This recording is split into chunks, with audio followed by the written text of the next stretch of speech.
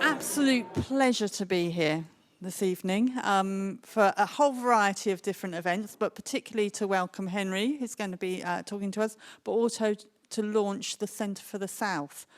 So I'm Professor Jane Falkingham, and I have a very strange title. I'm Vice President Engagement and International. It used to be International Engagement, but just to show the commitment of the university to the civic agenda, my title flipped in January. And I have the honour of holding the civic strategy for the university. And I'm really delighted that in March of this year, we signed the Civic University Agreement with 5 local authorities that we work most closely with. And of course, we're looking to then extend that out to sign up the Civic University Agreement with others as well.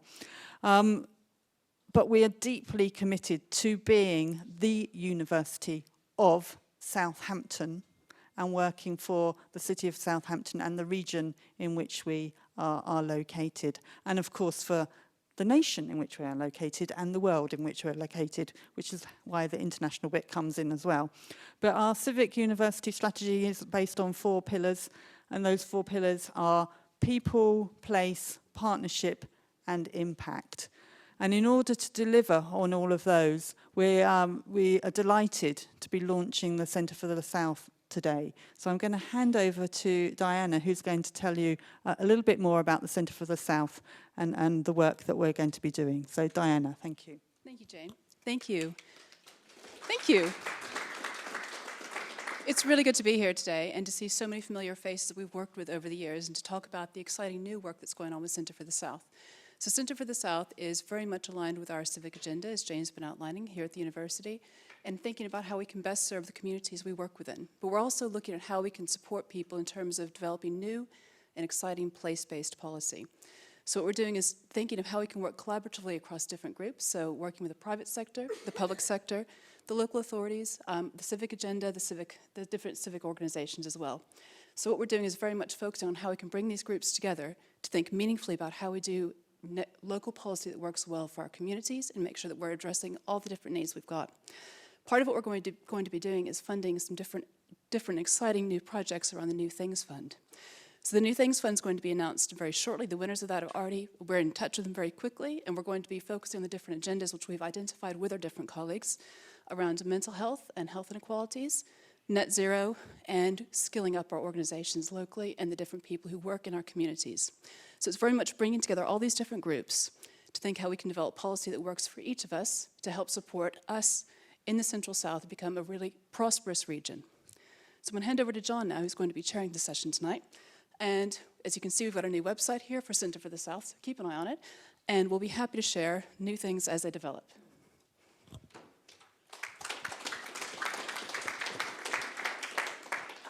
Great, thanks very much, Diana, and thanks very much, Jane, for the introductions, and thanks very much to everyone for coming out on a cold, wet, well, not that wet anymore, November night. So my name's John Boswell. I'm Professor of Politics and Public Policy, and also, along with Diana and Giles, a co-director of the new Centre for the South, which we're very excited about. I am going to be chairing. I've got a few housekeeping things that I'm required to go through, so apologies in advance. We're not expecting a fire alarm, so if the fire alarm goes off, you'll have to go outside and follow the fire exits. We're to assemble in Salisbury Road outside. Hopefully that won't happen. Another thing, so I can see a few people here are staff, but a number of external. The doors to this building are going to lock at 6 o'clock, and you will be trapped inside unless you are escorted by a staff member. So if you do need to leave, make meaningful eye contact with Hannah or Pooja, and they will help you get out of the building so you're not stuck here forever. Another thing to know is that we're filming, so we're going to have, Henry's going to talk for 20 to 30 minutes, something like that, and then we're going to open it up for Q&A. So just be aware, we'll have roving mics, you'll be on camera. So if you don't want to be on camera, let us know, and if you don't want a question to be on camera, we'll find another way of getting that to Henry rather than on the film. And I think that's it. So yeah, now it's up to me to introduce our guest of honour. So thank you very much, Henry, for making it all the way down. I think as far as you can make it, just about, as you said, in the UK without having to get on a plane or a ferry. Henry Murison is the Chief Executive of the Northern Powerhouse Partnership, which I don't know how familiar you are with it in the room, but is a major investment in the northern regions of England to bring together innovation, expertise, and to drive the economy forward and bridge some of the gaps between the north and south economically. And so it has extensive experience there that we can draw on and think about if we're thinking, how can we apply some of these lessons when thinking about how we can have a southern powerhouse here around Southampton. So really, really delighted to have Henry here to talk. As I say, about 20 or 30 minutes, and then we'll open it up for Q&A. Thanks very much. Thank you.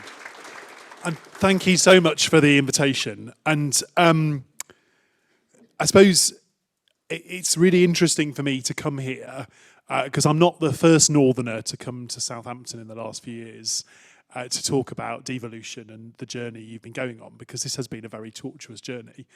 And so when I was reading, John Denham in the room very kindly did me a potted history of the bits I didn't, and some of it I did already know, a lot of it I didn't know, particularly the more recent part of the story, about how a devolution project, which was really kind of cooked up in Greater Manchester, has not necessarily worked quite how we would have intended in other places, right? And that's the unforeseen consequences, right?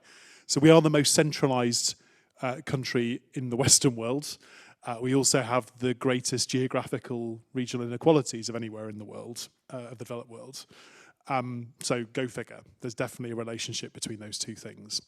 And there's a kind of a political and there's an economic story, and I'd like to talk about both, but not about the North in its isolation, but about what I think it sort of means for the rest of England. Because if you're interested in devolution in England, the Northern story does dominate, right? And that's not entirely healthy.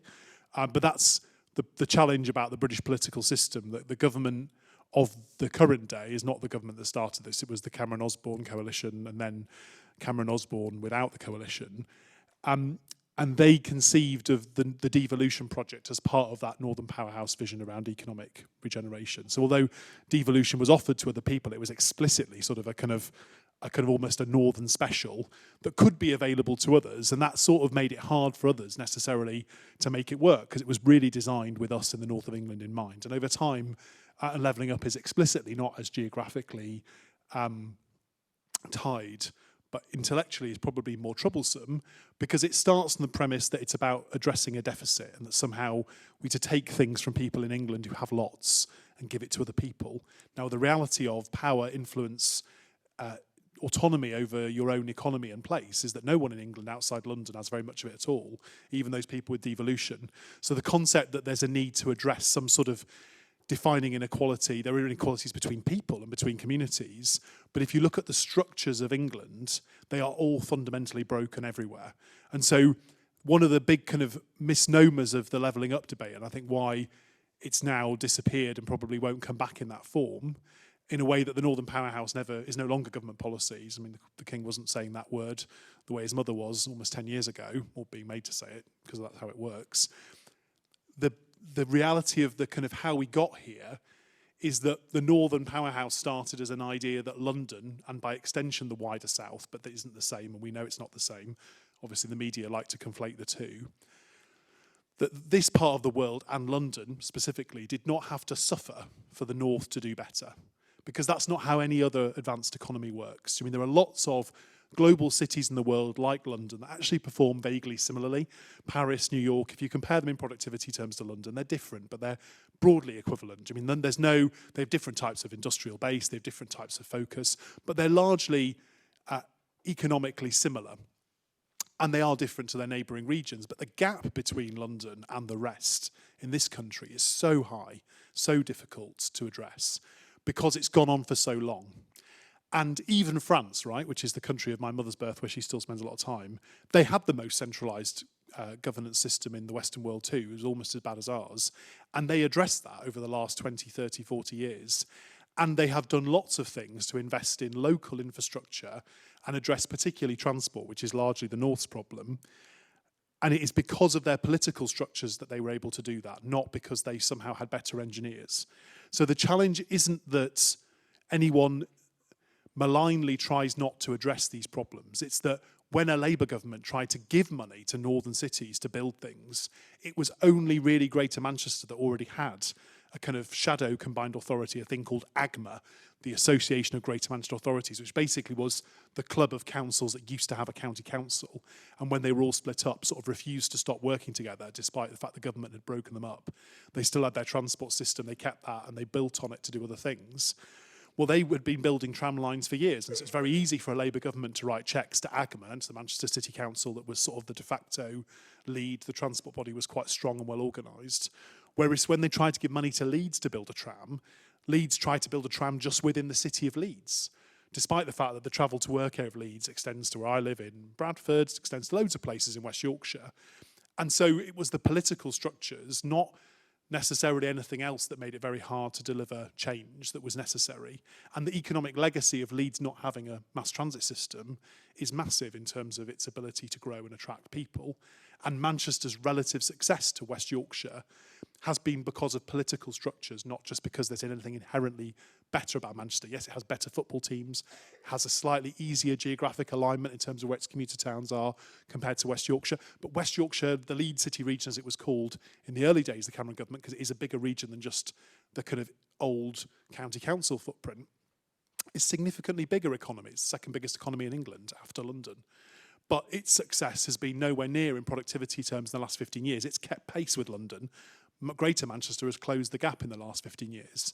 And it's because of political structures and because what those allow you to do to address economic challenges. Because there are things the market, there are things the private sector alone, even if it knows they need doing, cannot do. And building trams is the best example. But there are other ones. And in the context of Southampton and Pan Hampshire, we'll get, I'm sure, in discussion into what some of those issues are here. So what are, if you read the paper that Ed Balls and Anna Stansbury with some of their co-authors have done, what are the binding constraints on growth in the regions of England? Broadly, they are often transport related, but not exclusively. What are the things that drive regional economies? Largely opportunities like innovation and better connecting innovation assets with some of the rest of the real economy. So initiatives like the Centre South are so important because universities are not bit players in this. And when I talk about structures, I don't just mean ones that politicians design and run. My organisation isn't run by politicians, it's business-led. Those structures, whether they're official ones set up by the government with public money, or whether they are coalitions of the willing or individual institutions like this one trying to address its purpose and that of its partners, those things do really matter. So I had a couple of sort of, in order to give you the lessons that I've been told to bring by John, I have brought some lessons with me, but they are not lessons in which I think we are giving kind of good news from the tablet of stone. I'm not a Whitehall civil servant. I don't think I know all the answers and I know your area better than you do. They're merely observations about things that we've made mistakes on that you might want to learn from, and essentially truths that I think probably people in the room probably already know, but that it's useful for us all to share that are actually their common experience. So the first one I've sort of talked about, which is that this isn't a zero-sum game. So regional economic development is not the Hunger Games. Do you mean I do not need to take GVA value from the Solent back to the north with me tomorrow for us to grow our economy? That is how Treasury civil servants think it works, by the way. So do you mean, you may laugh, but that is how they think the economy works. If you look at how the Green Book works, it assumes that basically all investment leads to displacement, and we shouldn't do any of it because it'll just displace things around the country. That is why we don't do anything in this country to address productivity, because of the limited chance that we might steal economic growth from a neighbouring city or town rather than from our European competitors, which is what usually happens. So the Treasury doesn't think that businesses can locate in Barcelona or in Stratford, in Stuttgart. They think that the only choice they've got is between Southampton and Manchester, and in reality that isn't true, but that's how British public policy is wired. So I do talk about zero-sum game being a fallacy, but you have to say that because some people do think it's true. And then you get to some really basic stuff, right, which is that in the long story of New Labour and what was the Northern Way and regional assemblies, which didn't work, largely because the Treasury at the time, under Gordon Brown's leadership, didn't want to give away too much outside of London and the devolved nations. There's also a genuine argument about whether kind of other than regions like the northeast, which I would argue have real identity, I don't think anyone in this room would argue the southeast really exists as a coherent geographic political concept. And even, for example, the northwest actually is a bit of a stretch, because if you ask people in Cumbria where they live, they say they live in the north and they look to Newcastle, not to Manchester. And so we were always probably, talking as someone who was then involved in the Labour Party very heavily, we were probably always trying to impose a construct that wasn't ever going to work. And boundaries are really important, and they're why most politicians struggle with devolution. Because the first thing politicians work out is whether the person who ends up running the thing they're talking about will be from their party or someone else's party. I would always say that politicians often can't count. So they often also make mistakes about that, which means they make assumptions about who will end up winning their respective elections that are probably incorrect. And the West Midlands is a perfect example of that. Do you mean Andy Street is a Conservative in a part of the world that mathematically cannot elect a Conservative mayor, yet it has done so twice. And so anyone who assumes that if they create a political structure with just the right people in it, it will always vote the way they want it to, is also probably often disappointed. And at a very basic level, lots of the historical metropolitans of England and the old county councils, which is what West Yorkshire is, it's what South Yorkshire is, it's what Greater Manchester is, these are building blocks that were easy to put together because they had existing transport authorities. But if you go back to the kind of the stories that Michael Heseltine would tell you, Lord Heseltine if he was here, about Radcliffe Maud, people have tried to remake the map of local government in England for it to make more sense for a long time. You are building blocks here that are quite hard to build with, and they often don't make a lot of sense. And particularly when you stray beyond, as the Sheffield City region tried to do, as did Leeds City region, under the coalition and in the Osborne-Cameron years, into historical counties with their district councils, that just didn't work. Now, there is no case in which the bits of Nottinghamshire and Derbyshire that wanted to be in the Sheffield City region are not really in Sheffield. They're more in Sheffield than most of South Yorkshire. Everyone who lives there commutes to Sheffield. Everyone looks to Sheffield. But just because they historically happen to be in Derbyshire, places like Chesterfield that are fundamentally linked to Sheffield, that's where their economy is driven from, they were not allowed to be in those devolved areas.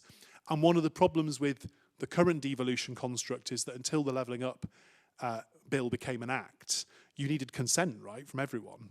And the county councils involved in the case of Sheffield City region took it to court, right, and they won. Do you mean that they insisted they had to have consent for those? So the path of devolution, of kind of true love in the north of England, we project this idea that it's been this huge success and it's been really easy and it's worked brilliantly, because that's a good thing to do. You should talk up the successes you have. But coming to a place where it has not been easy to land devolution deals, there are also many parts of the north of England where we have not, largely because of geography, managed to do this. Do you mean like the threat of having to unitarise, which was around for a while? We've done that in some places. North Yorkshire, now the biggest geographical unitary in England. It was the biggest old county. It is now a single council because it was kind of required to do that to get the best devolution deal on the table. The good folk in Lancashire have resisted any attempts to have a mayor imposed on them because they knew it would lead to unitarisation, which might be a good idea. And in fact, sometimes in the last few years, there's been a leader of the county council who thought it was a good idea and was prepared probably to abolish themselves and their own organisation to get a better outcome. But the system, entrenched self-interest, often party political interest, has meant that hasn't happened. So there are still a few places in the north of England, despite us having way over 2/3 of the population now in an area with a devolved settlement, it being the default, particularly in the larger cities, and having landed a devolution deal in York and North Yorkshire, which is largely a rural area, electing a mayor of a big rural county in a small city, that is not what most Conservatives in other parts of the country tell you is possible. If you talk to people in Essex who don't like devolution, if you talk to people in Grant Shapps' neck of the woods who killed Hertfordshire devolution, these people believe that devolution is sort of going to destroy their district councils, that it's a political death sentence to the local Conservative association. In the north of England, things do play differently, because when you look at Andy Burnham and realise what he has been able to do to galvanise his population, get real public and business support for things he wants to do, and have an ability to negotiate even with a government of the opposite party successfully, it does change your opinion about what you might be prepared to accept.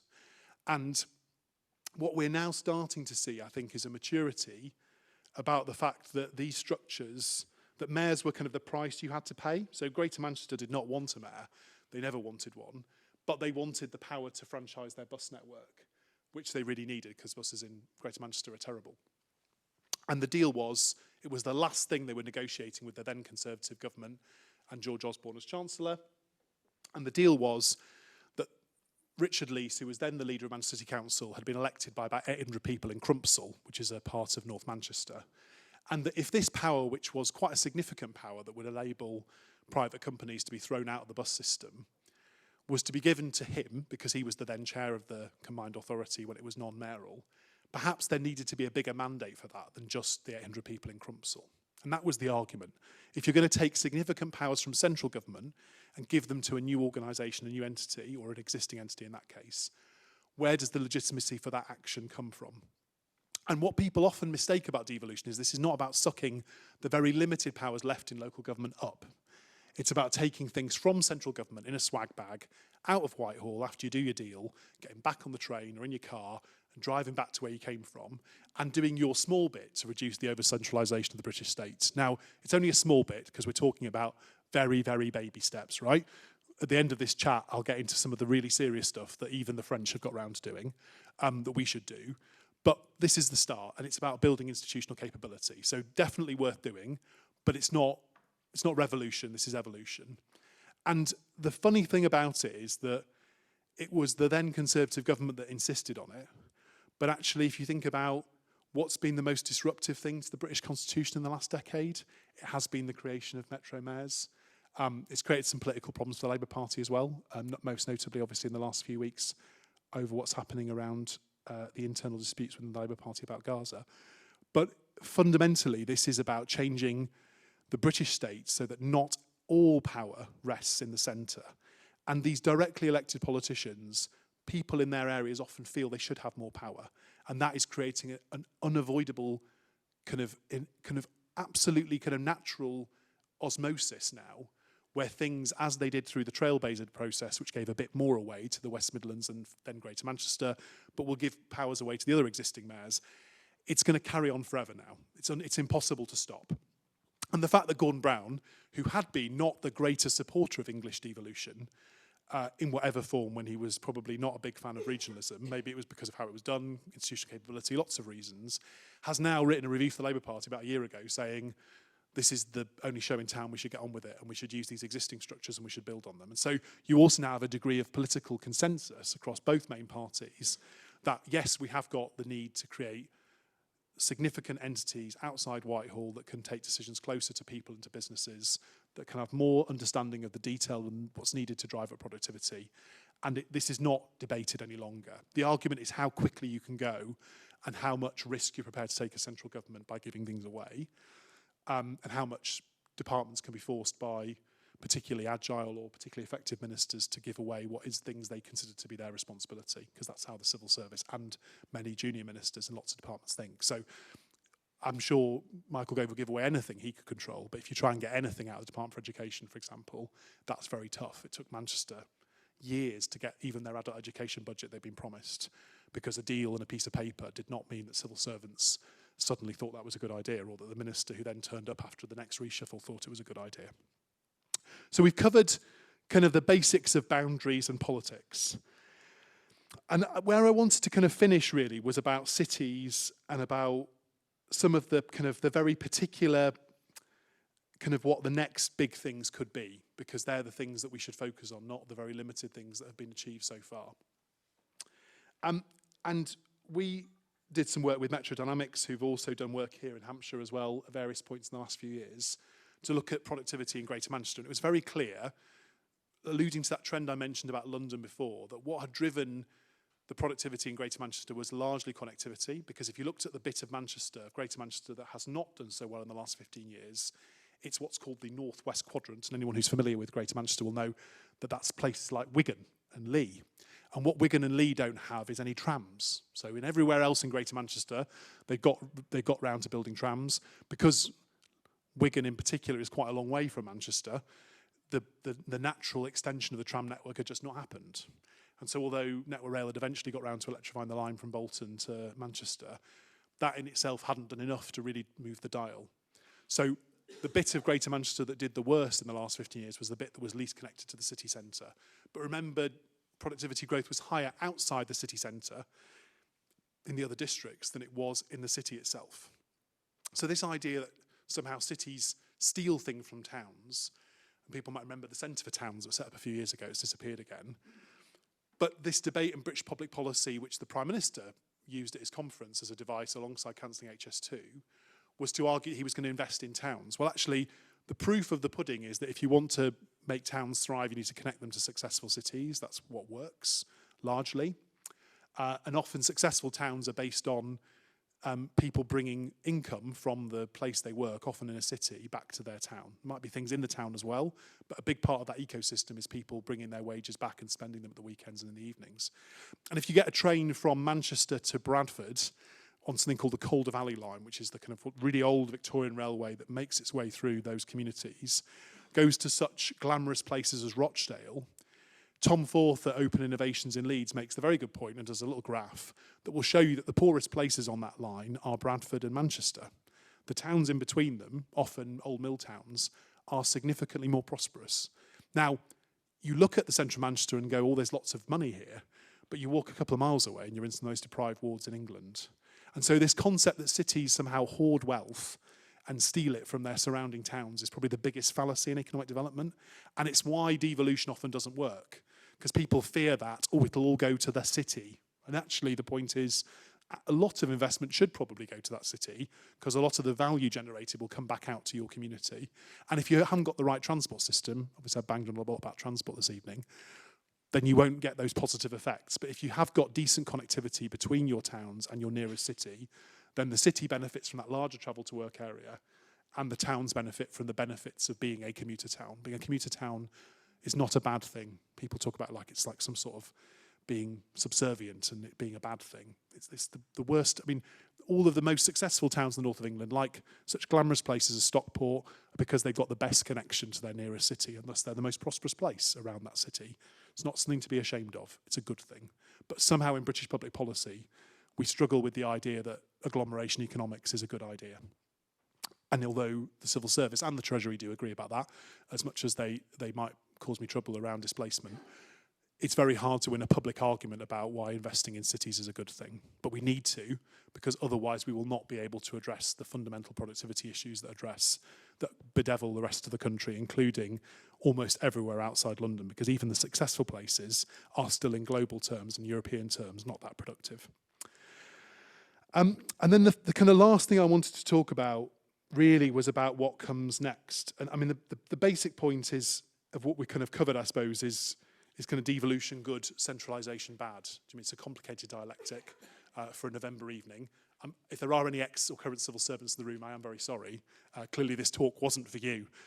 We should have put a better warning on it that this wasn't going to be an evening you were going to find enjoyable or pleasant.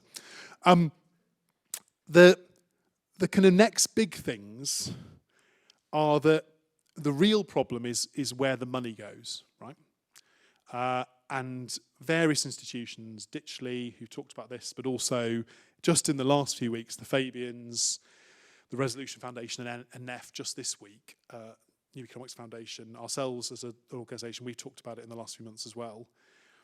This concept of sort of fiscal devolution, so where does the tax go? So the reason why things in Southampton don't always work the way you want them to is not because the local council here is either good or bad. I mean, I happen to know people involved in the council here. It's not, I'm not going to cast aspersions either way. But most of the decisions they make are simply because they are rule takers from central government. They get allocated a certain amount of grants, which is nowhere near enough, usually. And they are capped in terms of the council tax they can raise. And so their choice is, what do you cut? That's what every council now chooses every year. What do you choose to cut? And yeah, in the first few years, there probably was some fat. I mean, after 13 years of Labour government had been very generous in many ways to local government, particularly in more deprived parts of the country. But now, almost a very big chunk of what you find is spent in your local area is the council tax that is raised locally. And the ability of your council to raise council tax depends on how many larger properties there happen to be in your area. So if you're a part of the country with a large number of larger properties, then you've probably found the last 13 years that not that difficult. If you are a part of the country with a large number of smaller, less valuable dwellings, when they were last valued in 1991, so there's a bit of a lottery to this. It's not about real house values, it's just what they were when this tax was first created, then you might be all right. And we've done a lot of work on more generally what you need to do in this space, but specifically on how you reform council tax.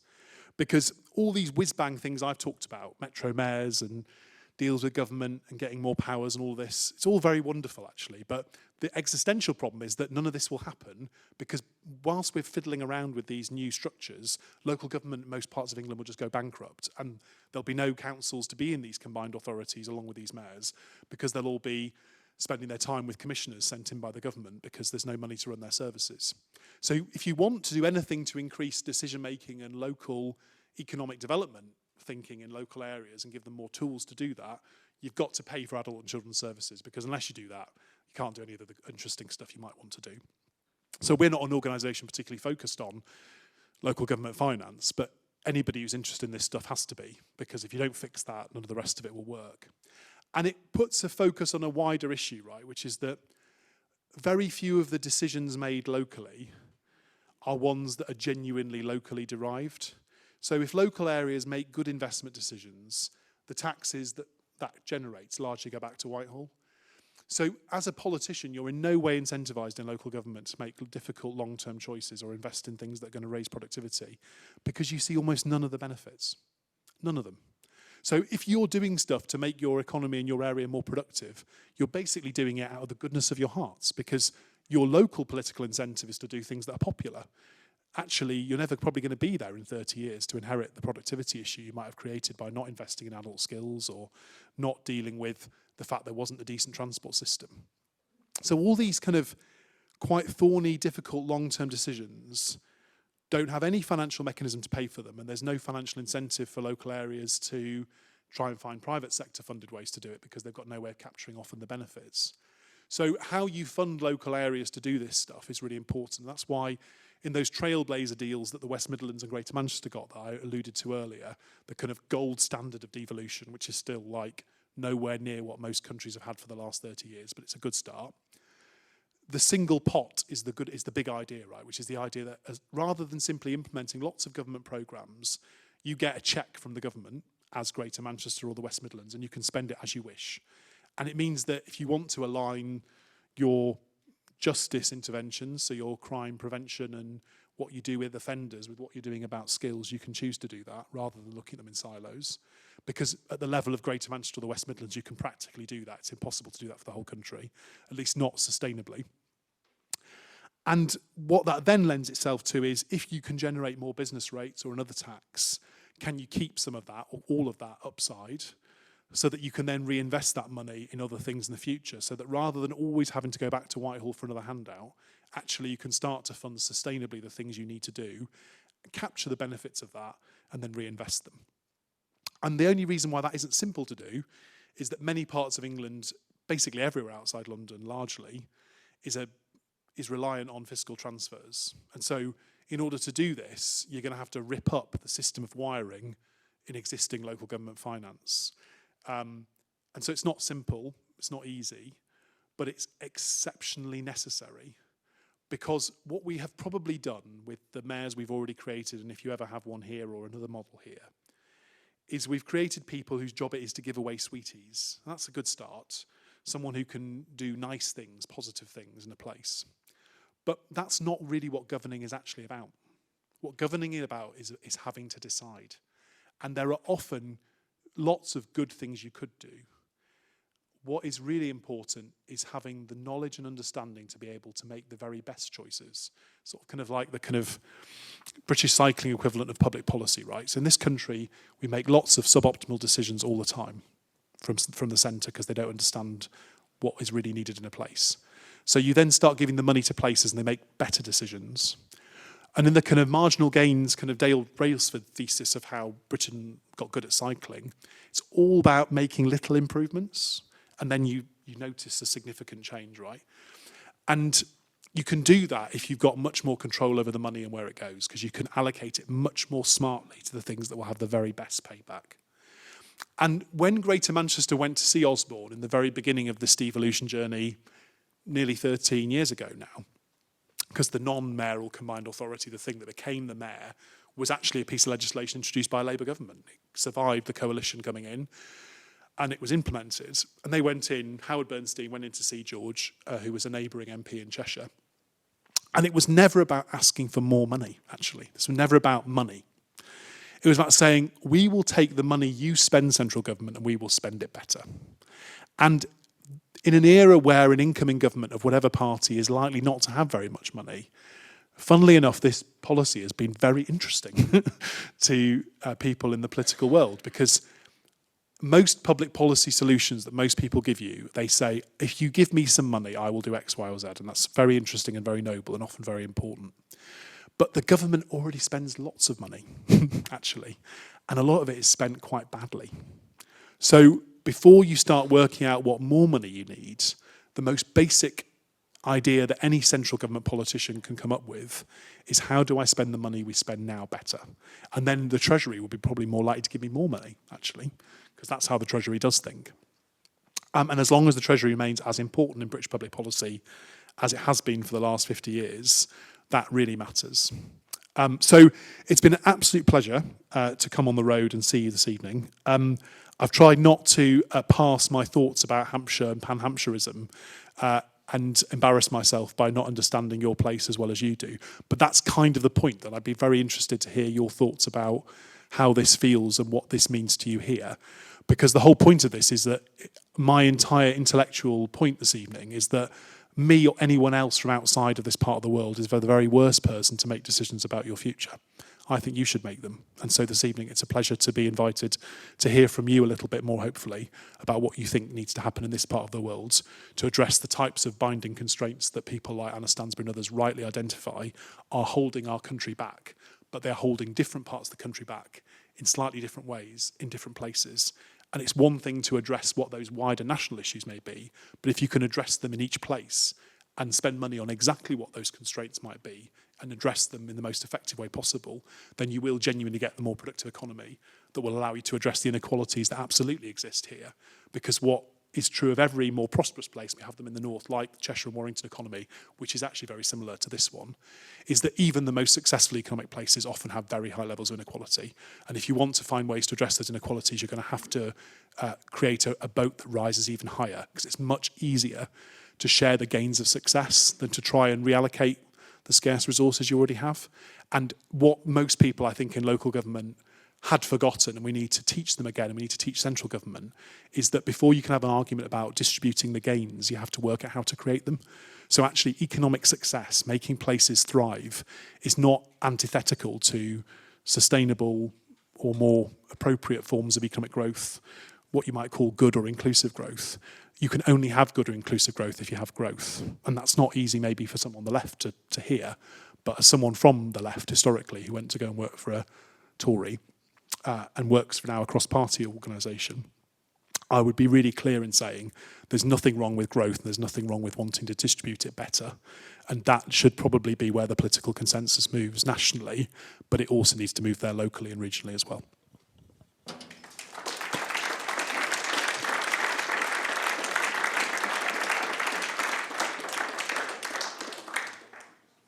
So thank you very much, Henry, for that really engaging, candid and slightly provocative talk. Hopefully it gets lots of questions happening from the floor.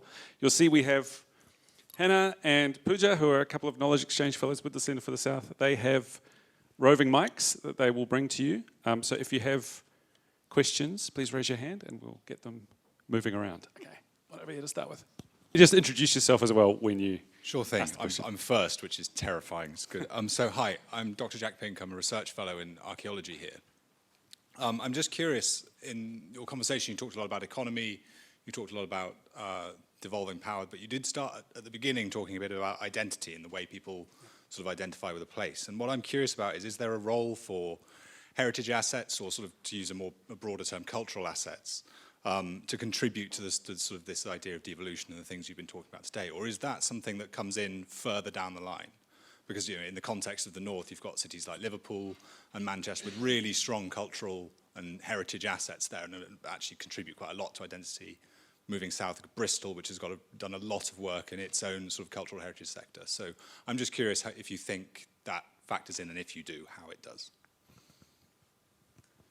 I mean, so there's an economic reductive answer, right, which is if you're in Liverpool, those assets are quite important to the economy, right? So it's a thing like Eurovision, right, is a good galvanising thing for Liverpool, but also a chance for the political establishment in that part of the world to demonstrate what leadership allows you to achieve. So you have more control over your own place. You can do bigger, better things that you can't do without a degree of autonomy, right, from the centre.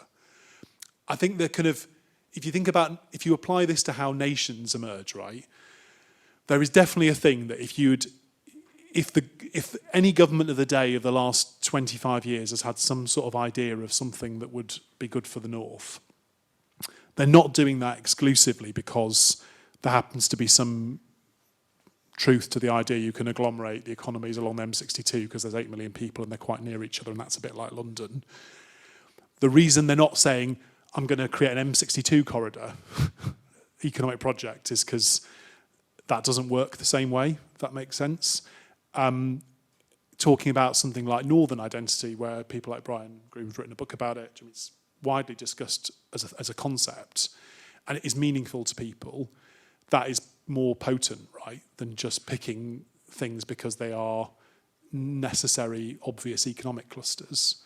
And I think what is interesting is that nobody thinks to themselves, I live in this particular combined authority, and thus that gives me a sense that the world is better. What you need to do is key into some thought that is this something that is meaningful to people, and does it make sense to structure particularly kind of political power around a particular place and bring places in because they share something common. I think it's interesting that the mayor in West Yorkshire, because she's from, a background as an actress and was famously in Corrie, like Tracy Brabin talks a lot about the cultural sector and its importance. And big jamborees like Bradford City of Culture become quite important opportunities for a place to talk about its own future and reinvent its future the way that Hull did with City of Culture as well. But I would be cautious in a way that you don't overplay the importance of the historical assets, because often the real communities that we're talking about are much smaller than the levels you have to kind of move people up to make these sorts of things work. So actually, the problem with travel to work areas is they are big. Pan Hampshire's about 2 million. That's not unusual in size. A lot of them are bigger than that in reality. The North is a kind of wider sort of attempted equivalent to a kind of Chinese megacity, except a lot of the people are a bit further away from the centre than you really need them to be. It's about 15 million. Well, that's not going to evoke the very local ideas and institutions and histories and stories that we need people will always weave into their lives. And I think one of the challenges of this debate is that I think in many people's eyes, what you just need to do is make local democracy strong again, because that's something people often do believe in. I was a local councillor in Newcastle. People believe in Newcastle as a thing. People who live there know they live there. The problem is that even Newcastle, a core city, cannot drive its own economy on its own, and 100,000 people who work there every day commute from not Newcastle.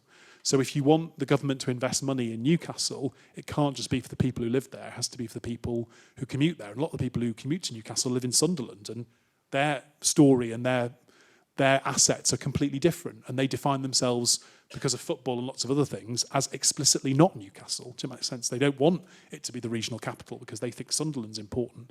So sometimes, whether they be football rivalries or they be heritage assets, probably set people who have common shared economic interest against each other. And one of the challenges actually is to allow people to still feel very proud to be from Southampton, but to realise that their economy is deeply tied to the fact that they're near Portsmouth. And that's okay, actually. You don't want to make people believe they are something. Then the concept of Greater Manchester, like, people don't mind it, but no one feels particularly fuzzy about it. Does that make sense? But nobody objects to it because it does make sense, because a lot of people who live in Greater Manchester commute to Manchester every day. So it's fine. It's not evocative of anything, if that makes sense. And sometimes that's okay, but there are exceptions, right? The North East as a thing, I said earlier, and as a region. That's why Prescott tried the referendum there, because people thought that could work, because Northeast regional identity is genuinely very strong. English regional identities are quite complicated, and lots of people do lots of research on it, a lot more learned than me. But they're very variable, and often they're overlapping. So people might feel a strong sense of local place tie, and they may also feel very northern. They might not identify with what might actually be their travel to work area. What we've done, because all these structures are quite linked together in the northern story, is that the mayors, the north, it's all sort of interchangeable, because they're all our multi-tailored, kind of multi-layered governance approach. All the people are involved in all the stages of it. So that makes it all, binds it together. So it's okay, people can key into the northern debate because they believe in Manchester, or they can key into what's good for Manchester because it's good for the north. That makes sense. You've got to make it easy for people, and maybe that's why we've done it, because we know that there is no overwhelming single identity that is going to make this work. And as John and others have written about extensively, Englishness, Britishness, that's a similar problem, right? So this is not the only place in contemporary life in this country where we have this problem. Great. Okay, so a couple of questions. We'll start in the corner over here. I'm a little bit disappointed because I don't think you gave us one specific example of what you've learned, actually. So I'm an individual that lives in Portsmouth, and I commute to Southampton on a daily basis. And the reoccurring theme from what you said was that transport links are important what would be interesting to know is if the solidification of the Manchester transport system was based on an inward investment or generation of funds internal to the area, because it seems to have made a difference. It's created an identity, usually from people that go from the outside into Manchester. They recognise it because of the transport links. You can go to Bury in 25 minutes, and it all of a sudden does create that. So the lesson that you did give was that we needed to raise funds locally through financing that was independent of central government. Would that be possible to reverse some of the things that Beeching did and allowed Portsmouth and Southampton to communicate with each other and generate the kind of infrastructures that would support an economic growth and make things better? Great.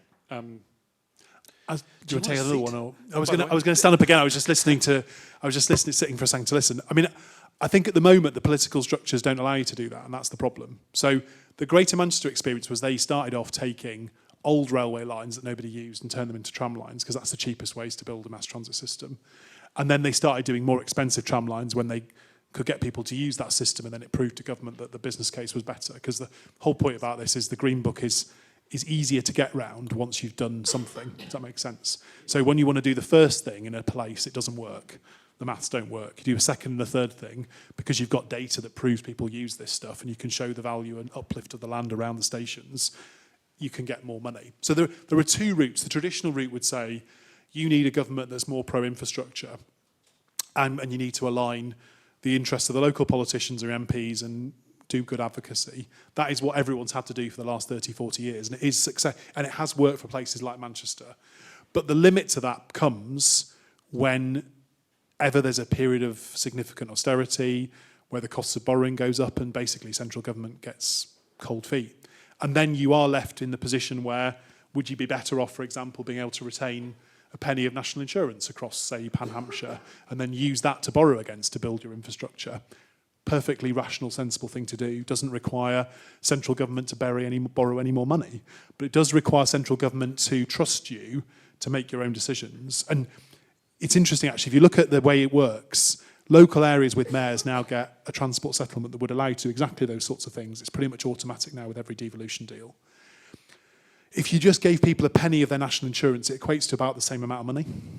So there is always a question for me as well, which is I would always rather take locally raised funds rather than central government money, because those 5-year settlements, a future government could just stop doing them. And then you could start building a mass transit system across Pan Hampshire, get halfway through it and then run out of money because central government pulled the funding.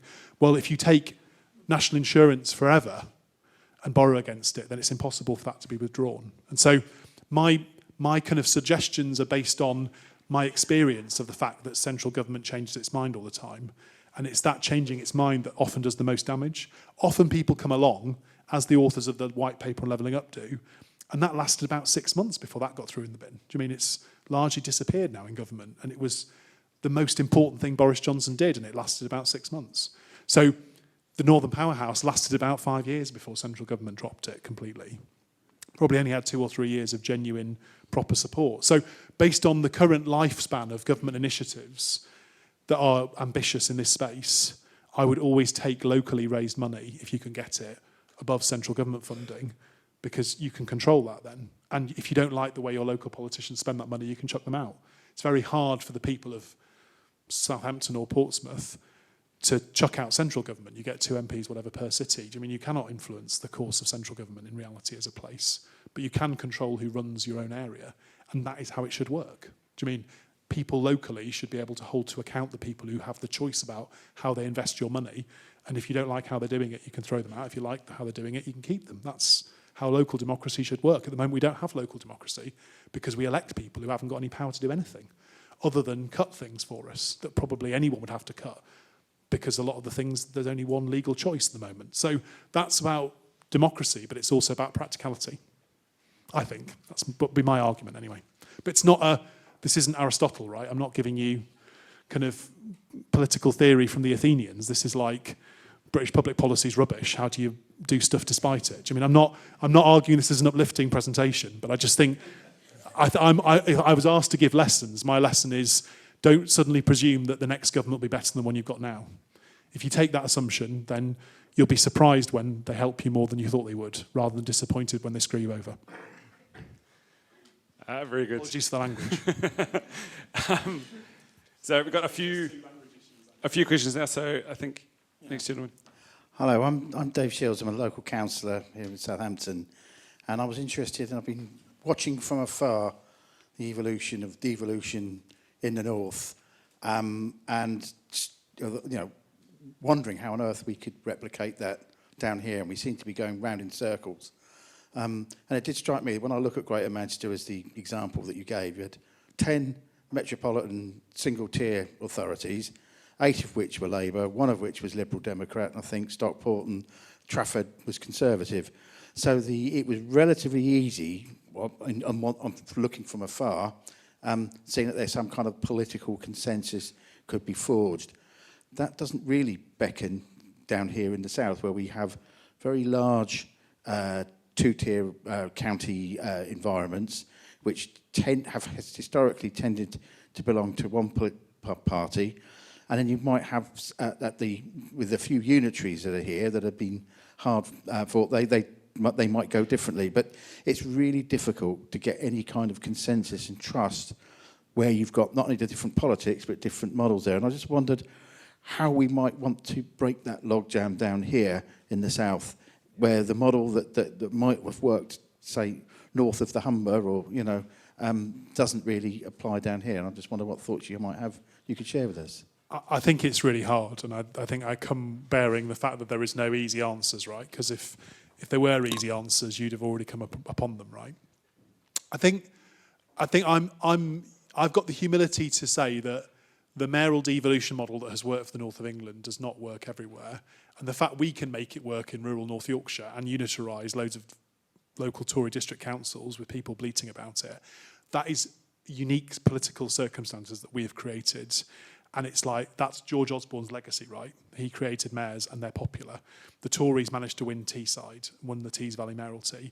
Lots of local Tory politicians suddenly discovered they didn't hate mayors anymore. Do you mean, these are a series of political events and historical events now that you cannot simply replicate in other places. You can't create what are very unusual circumstances that we've now got.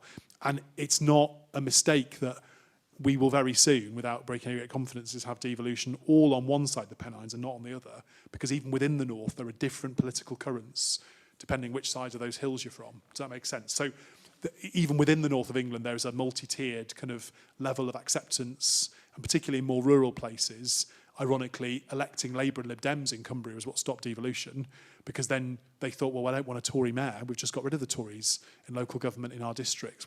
So the Tories unitarised to get mayoral devolution, and then Labour and Lib Dem authorities decided they didn't want it. So we've had some really unusual sets of political permeations that are not that dissimilar to some of the issues you've had. And I think the reason I'm going to see your business group tomorrow, Business South, partly, is to rabble-rouse them to apply pressure. Because I do think businesses have a legitimate role to say to their local political leaders, come on, sort this out. That does help a bit. And the political and business consensus in Greater Manchester is not talked about a lot, but it was never just the council in Manchester. It was always the business community and the council.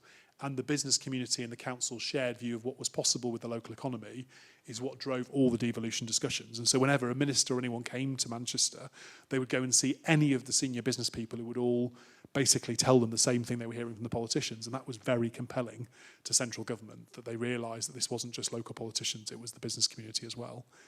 I think in terms of practical models, I think that the imperfect and the agreeable is better than the perfect solution, would be my biggest piece of advice. So all of my experience has been that when you hold out for some sort of perfect model, you don't get very much. And West Yorkshire is our example, right? West Yorkshire held out for this thing called a lead city region, which is a bit like what I described around Sheffield, but they didn't get to the point of a legal challenge. It never even got that far. And they wanted to include things that are really part of Leeds' region, places like Harrogate and Selby and places, but North Yorkshire County Council was never going to let them go. And so it all died a death. And that meant that the second largest city in England, in the north, got devolution like 3 or 4 years later than it should have done, right? So you're not the only people who've been in the waiting room. The issue is you've been in there a lot longer than some people. And you also have less relevant local examples or near proximus examples of what might be doable. I don't think mayors have to be the answer everywhere, as much as I think they're a good thing, personally. For lots of governance reasons, I think they're helpful, but I don't think they're the right solution everywhere. And I think the very particular nature of two-tier local government, that unless you want to unitarise anyway, and I don't think in Hampshire there is any mood for unitarisation, from my understanding, then a mayor is hard to justify, because although you probably get rid of a police and crime commissioner if you do it the right way, or you might be able to, depending on the boundaries, you are creating more politicians, which is also inherently unpopular with the public, as much as it might be a good idea or necessary in some cases. So I think I came not wanting to give prescriptive advice, because my whole point is I don't think I should tell you what the answer is, because it's for you to work it out, right? That's the point. But I do think that some of the things we've done and how we've gone about it in the north of England have made it harder for places like this, because we've created a construct which is not suited to your needs, and for that I can only apologise. It wasn't deliberate. And it's very much Whitehall's way that they find one thing that works and then tell everyone else they have to have that. The point is Greater Manchester got to negotiate the devolution settlement they had bespoke. Everyone else has largely had it imposed on them. Do you mean either you take this or you get nothing?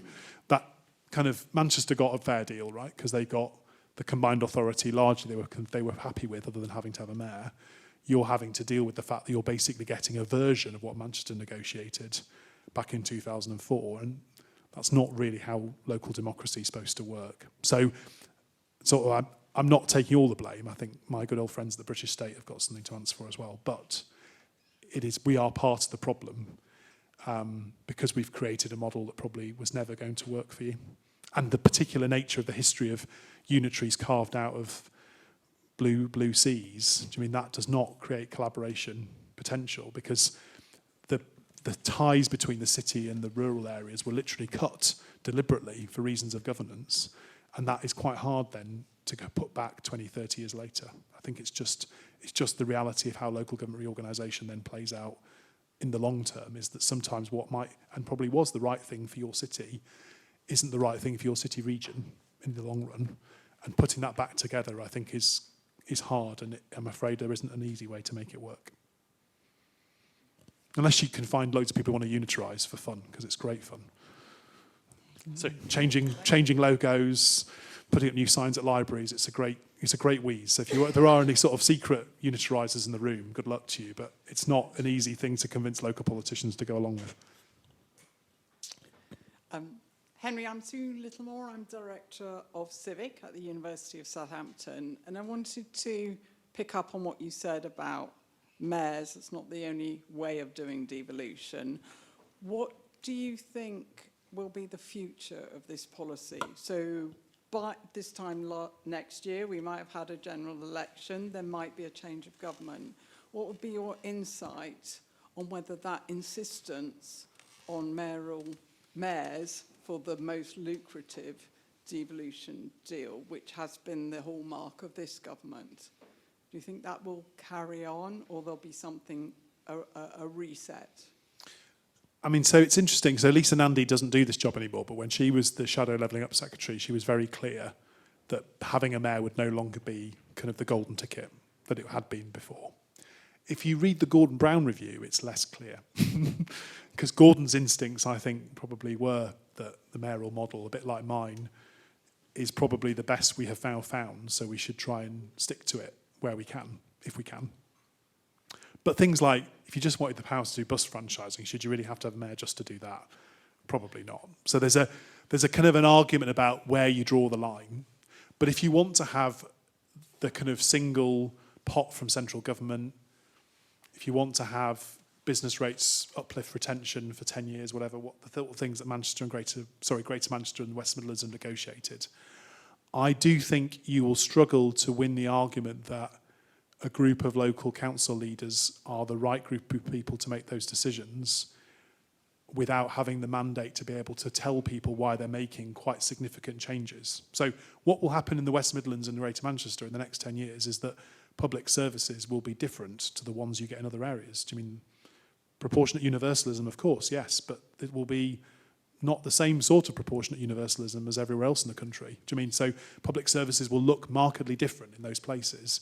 And if you want to do serious public service reform that involves not just local services and the health system, but DWP, all of those other things, that does require someone to go into Whitehall on your behalf and have the authority to be able to negotiate with ministers.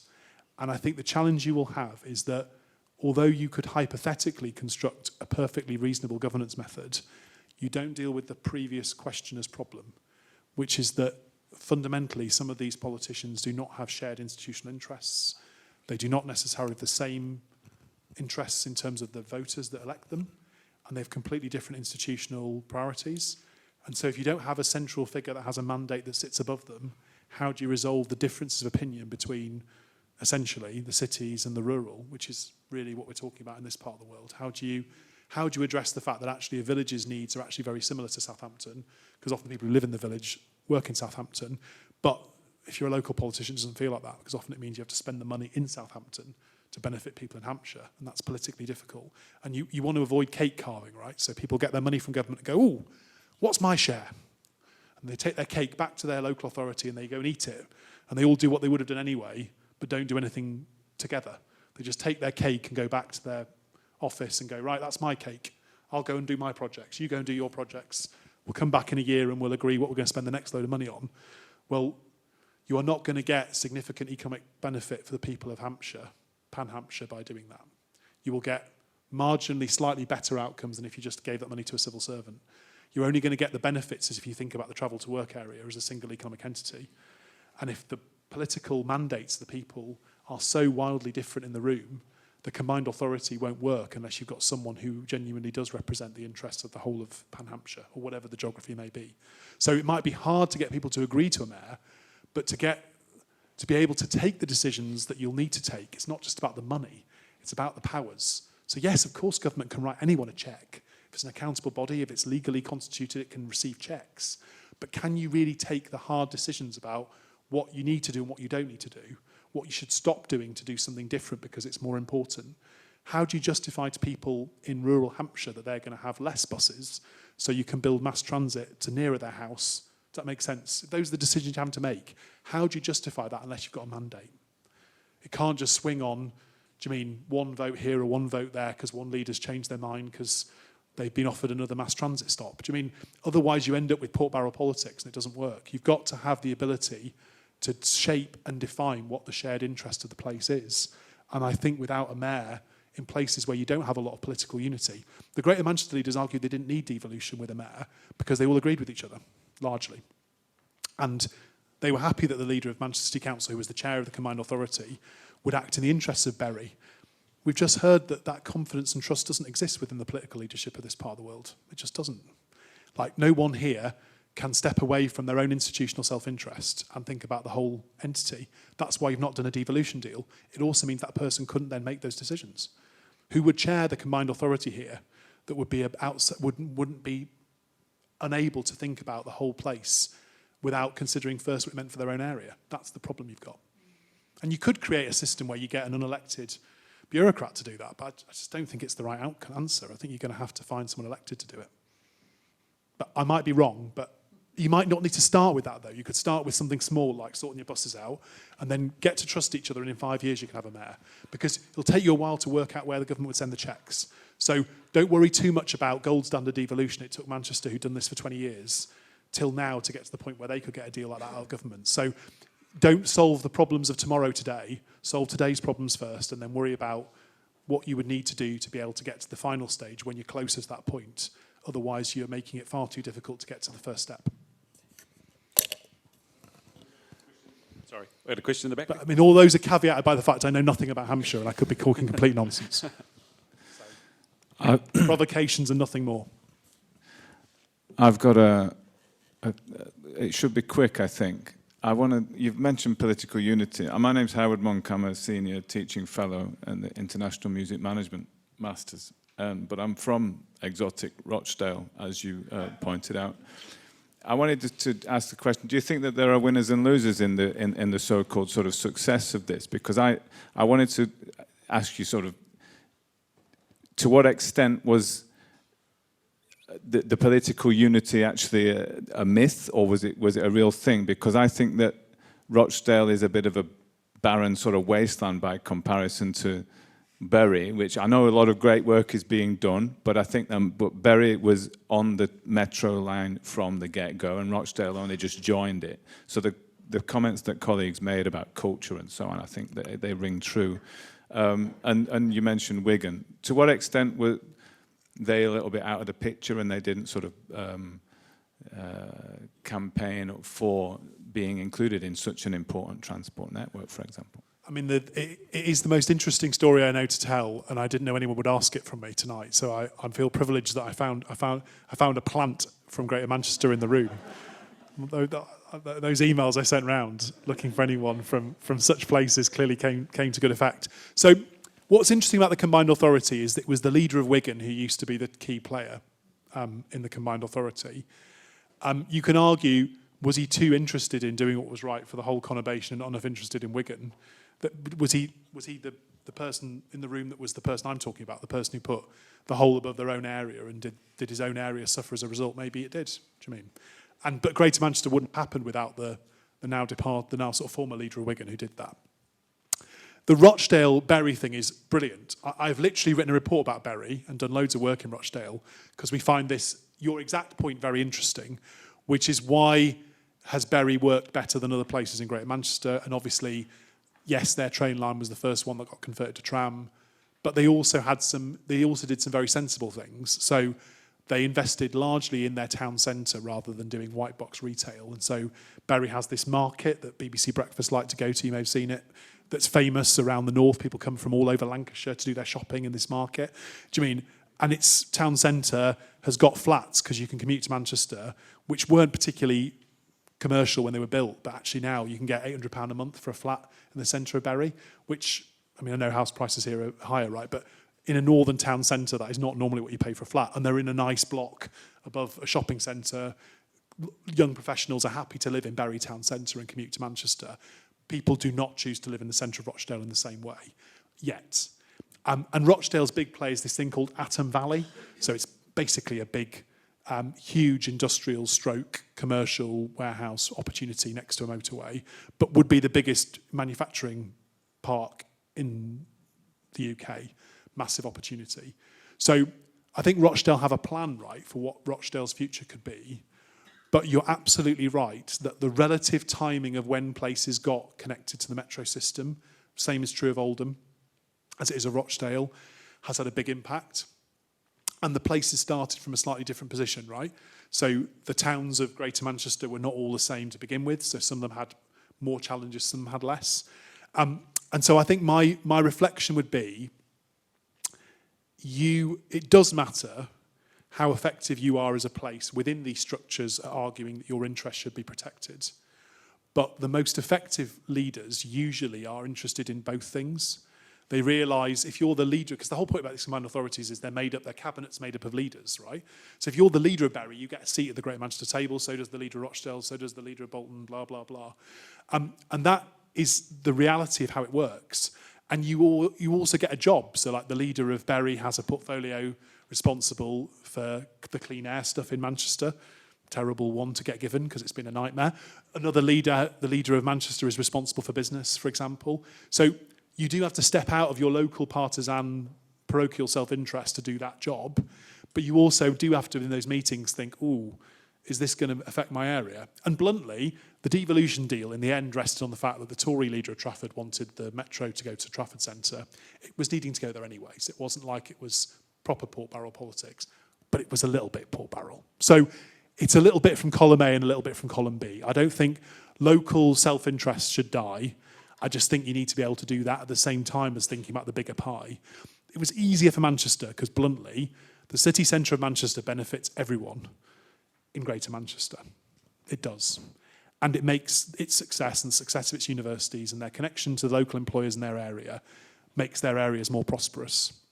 What you've got to do is convince people who live in Hampshire that the success of Portsmouth and Southampton is good for their areas.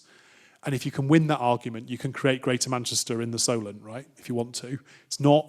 It doesn't have to be a core city surrounded by northern former mill towns and commuter belts. Do you mean you can do it in other ways?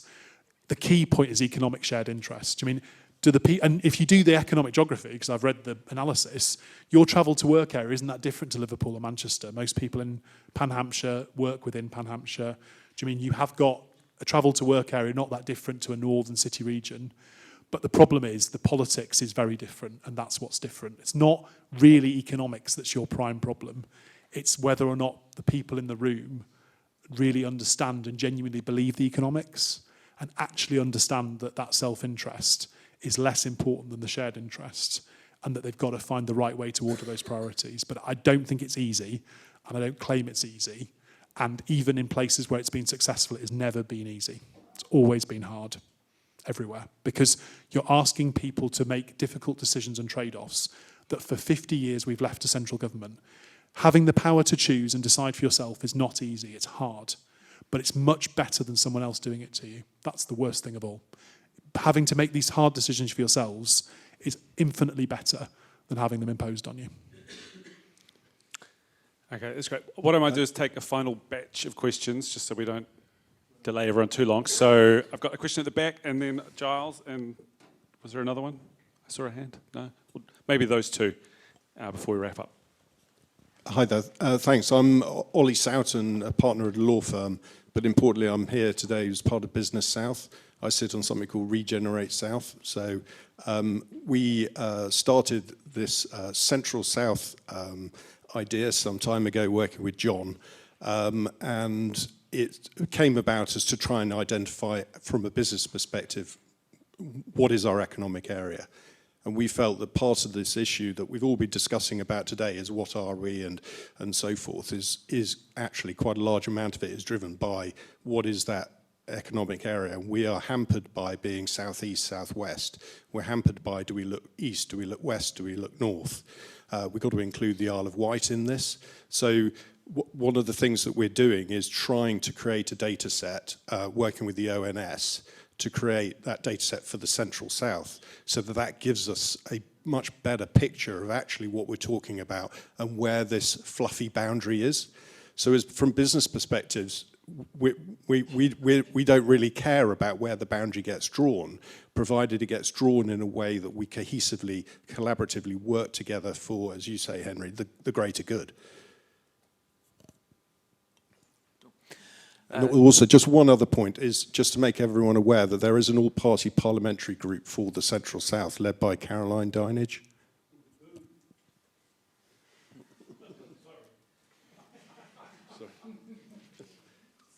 Okay, so I'm Giles, I'm one of the Associate Directors for Centre of the South. What are the helpful things that the universities in your part of the world have done, and what are the unhelpful things?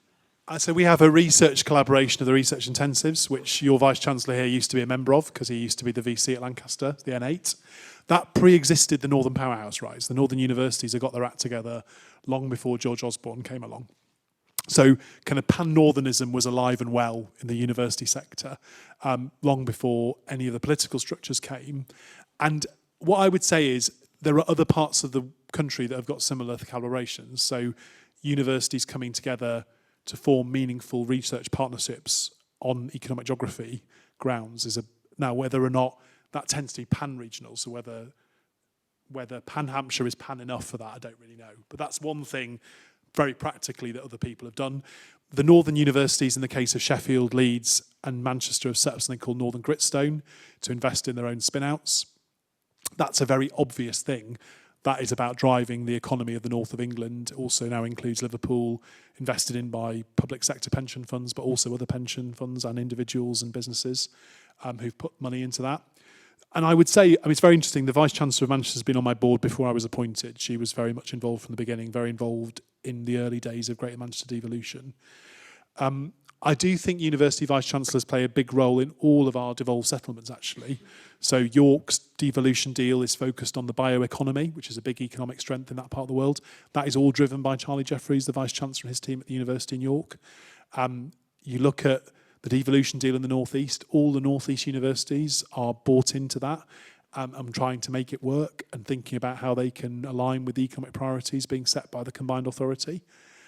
So I think at the various stages of kind of deal making, universities tend to be quite important institutions because they have the heft to be able to do thinking and they have institutional capability, and most of that in places has now gone outside universities. But I do think there is also a point, which is that universities thrive in places where there is strong economic activity and where there are people who can capitalise and exploit the opportunities that universities present. And so this isn't largesse, right? I mean, this is a good thing to do from a civic perspective, but this should also be core business for universities, in my opinion. So why was Nancy Rothwell so fond of the Northern Powerhouse? Because Treasury in the early days of the Northern Powerhouse kept writing their cheques. So it was very good for business if you were at the University of Manchester. I think the Newcastle University got 2 things out of the Northern Powerhouse as a kind of pan initiative. So Northern universities did very well out of it. And there is a reason for that, which is if you look at the things that drive economic activity, innovation spend is probably the only thing that's anywhere near as good as transport. And again, if anyone hasn't read Ed Balls and Anna Stansbury's paper, I recommend it strongly. It's a good read. And they put the case very compellingly for interventions that do make a difference. Sadly, lots of things we think are very important, like skills, are not as impactful as we might first think they are, bluntly, to economic growth. They are interesting and useful. And so don't focus too much on the graduates you create, because the evidence from Anna and her colleagues is that outside of London, even in regions like this, their premium is going down through the floor because we haven't driven the economy of Southampton enough and of its neighbours. And the same is true in every other region outside London. So if you want to do something as a university, think about what will keep graduate salaries, not just here, but across England, high. And that is driving regional economies outside London, including your own. Because it is pretty existential to the university sector, which is if we don't get our economies to be more knowledge intensive and create more productive opportunities and be more driven by innovation that you create, there will not be a purpose for you to continue educating people, because they will not earn enough money to justify the investment that they and the government put into them. So I think that's a pretty important reason why universities should care about this agenda, because I think it is the weakness of British productivity that is devaluing British higher education for UK graduates. And as someone who's a big fan of universities and of higher education, and was very much involved in the student movement, which is why I know this university from my time in that world, I am very worried about what the implications of poor regional growth are for universities as institutions. And so way beyond the Civic University Agreement, this is a pretty existential challenge to universities. If we can't make the UK economy more productive, we don't need universities to keep educating people the way they do today. And I think, believing in widening participation myself, it would be very disappointing if the value of degrees got so low that no one bothered taking them anymore. That, to me, would be a very sad indictment of our economy. Right, so just conscious of time, and we've promised Henry that we will feed him. So, and I'm sure, we're all, indeed, Very good one. So thank you so much for what was at times inspiring, at times a bit sobering, some of those lessons from the north. I want to finish by thanking, in particular, Pooja and Hannah for all their work in making this happen. But also, just most importantly, thanking Henry for coming along and sharing with us.